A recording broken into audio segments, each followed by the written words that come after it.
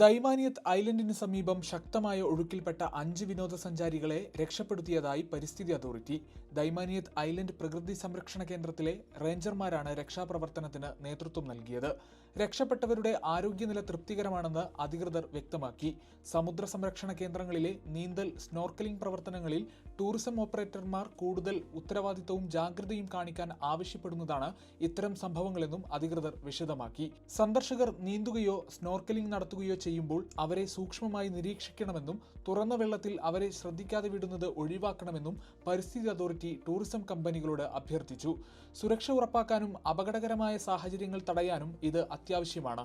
ഈ വർഷാരംഭം മുതൽ മെയ് മാസം വരെ സുൽത്താനറ്റിലുടനീളം 40-ലധികം മുങ്ങിമരണങ്ങൾ രേഖപ്പെടുത്തിയിട്ടുണ്ട്. ഇതിനാൽ സാഹസികതയിലേർപ്പെടുന്നവർ സുരക്ഷാ പ്രോട്ടോകോൾ പാലിക്കണമെന്നും അധികൃതർ നിർദ്ദേശിച്ചു. ബർക്ക തീരത്ത് നിന്ന് ഏകദേശം 18 കിലോമീറ്ററും മസ്കത്തിൽ നിന്ന് 70 കിലോമീറ്ററും പടിഞ്ഞാറ് മാറി സ്ഥിതി ചെയ്യുന്ന ദൈമാനിയത്ത് ഐലൻഡ്സ് നേച്ചർ റിസർവ് ഒമാനിലെ സുപ്രധാന സമുദ്ര സംരക്ഷണ കേന്ദ്രങ്ങളിൽ ഒന്നാണ്. പവിഴപ്പുറ്റുകൾ, കടലാമകൾ, തിമിംഗലസ്രാവുകൾ, കൂടുകൂട്ടുന്ന കടൽപക്ഷികൾ എന്നിവയ്ക്ക് പേരുകേട്ട 9 ചെറിയ ദ്വീപുകൾ ചേർന്നതാണ് ഈ റിസർവ്. ഗൾഫ് മാധ്യമം, മസ്കത്ത്.